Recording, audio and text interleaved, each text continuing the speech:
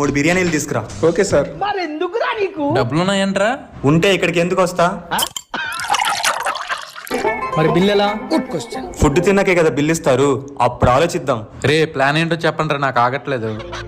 Planning, ఓ పద్ధతి, ఓ vision. బిర్యానీలో బొద్దింక పడిందని చెప్పి రిటర్న్ మనమే డబ్బులు అడగొచ్చు. Intelligent boy, so sweet.